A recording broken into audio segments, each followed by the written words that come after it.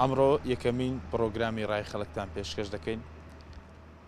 بابەتی ئەمڕۆی پرۆگرامی خەڵکمان گفتوگۆکردنیە لەسەر ئەوەی لە زۆرێک لە شار و شارۆچکەکانی هەرێمی کوردستان کارمەندان و پزیشکان بایکۆتیان ئەنجام داوە.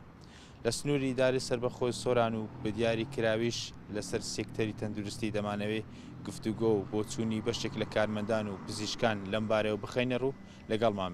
سڵاوتان لێبێت. وەک دیارە بەشێک لە کارمەندان و پزیشکانی لە سنووری پارێزگاک و ئیدارە سەربەخۆکانی هەرێمی کوردستان بایکۆتیان کردووە. ئەمەی گرنگە لە سنووری داری سەربەخۆ سۆران بە دیاری کراویش لە فریاکەوتنی سۆران تەواوی کارمەندان و پزیشکان لە ئەرێکدان. ئەمە ئێستا دەمەوێت بۆ گفتوگۆکردنی زیاتر لەسەر ئەم پرسە ڕێبوار سەیفەدین بەرپرسی فریاکەوتنی نەخۆشخانەی ئاشتی سۆران وەربگرم. ڕێبوار ئەگەر بێتێ سپاس دەکەم. زۆرێک لە کارمەندان و پزیشکان لە تەواوی هەرێمی کوردستان لە زۆرێک لە شار و شارۆچکەکان بایکۆتیان کردووە. لە سنووری دارە سەربەخۆ سۆران بە دیاریکراوی لە فریاکەوتنی سۆران وەک دەبیندرێت تەواوی کارمەندان و پزیشکان لە ئارێکدان بایکۆتیان ڕانەگەاندووە. دیدی ئێوە چیە بۆ بایکۆت نەکردن؟ زۆر بەخێر بێن. ئێمە وەکو نەخۆشخانەی ئاشتی بەشی فریاکەوتن بەردەوامین لە کارکردنمان بایکۆتمان نەکردووە.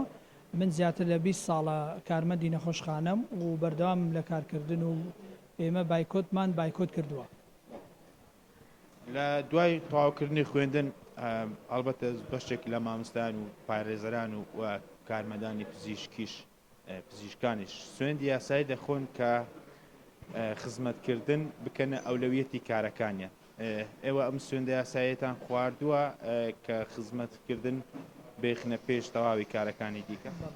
ئێمە لە پاشەوە کە خوێندنمان تەواو کرد سوێندی یاسایی دەخۆین و لە سوێندەکەشدا ئاتووە کە خزمەتکردنی هاوڵاتیان ئەولەویەتی کارەکانمان بی و بەردەوامە بین لە کارکردنمان و هەموو ئەوانەی کە بایکۆتی داوامەکەشیان کردووە هیچ لە معادلەکە ناگۆڕێت. تەنها خەڵکی ئەوانەی کە نەخۆشن پێویستیان بە خزمەتکردنە ئەوان تێدا زەرمەندە بن. من تازی عبدالمناف سەرۆکی پەرستارانی نەخۆشخانەی ئاشتیمە ئەوە چەند ساڵە بە سوزانە ئیشی کاری خۆمان هەستاینە و لەگەل بایکۆتی دینین بەڕاستی چون ئیشیمە ئیشی مروانیە. مادەم کە ئیشی مروانیە ناتوانین ئەوەی کە بۆ بەرژەوەندی شخصی خۆمان واز لە دەوامی ڕسمی خۆی بینین. مەجبوریم وەک مرواتی ئیشی بە ئەرک و ئیشی خۆمان هەستین. پێیانت چیە بۆ ئەو پزیشک و کارمەندانێک کە بایکۆتیان کردووە بە تایبەتی لەو جونگ هەستیارانی وەکو فریاکەوتن و نەخۆشخانە مامۆستایان؟ درستە پزیشک و کارمەندەکان هەموومان دینە بەڕاستی چون شەو و ڕۆژ ئیشی دەکەن لە مستەشفاکان بەس ئێمە ناتوانین بەس لە دوو بەرژەوەندی شخصی خۆمان بین چون قورتالکردنی ژیانی منداڵێک دایکێک بابەت بۆمە مهمترە لە هەموو تشتێک.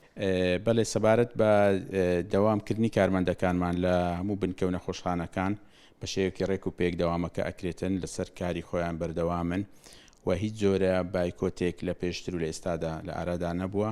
ئەمە دەستخۆشیان لێ ئەەکەین لە هەر بار و دۆخێکدا کارمەندەکانمان بە شێوەیەکی ڕێک و پێک دەوامی فەرمی خۆیان ئەنجامدایە.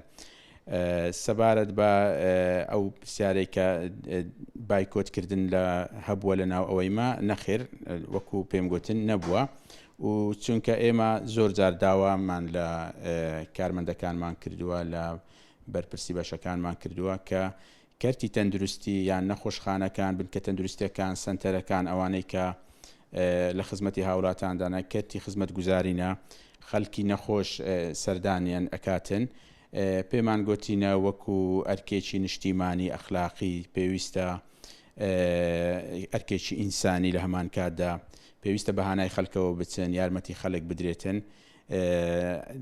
هەموو دام و دەستگایەک ئەرکی تایبەتی خۆی لەسرە بەڵام کەرتی تەندروستی ئەرکەکەی قورستریشە لە شوێنەکانی تر لەبەر ئەوەی ناکرێن نەخۆش کە هانا بۆ دەینتن سەردانت ئەکاتن فرامۆش بکرێتن بەڵام خۆشبەختانە بە هەر شێوەیەکی ڕێک و پێک هەمویان چارەسەریان بۆ کرایە بە شێوەیەکی ڕێک و پێک بەڕێکراینە. هیچ کێشەیەکی دەوامکردنی کارمەند لە کەرتی تەندروستی سۆران بوونی نەبووە هەمویان بەڕێکپێشی دەوامەکەن.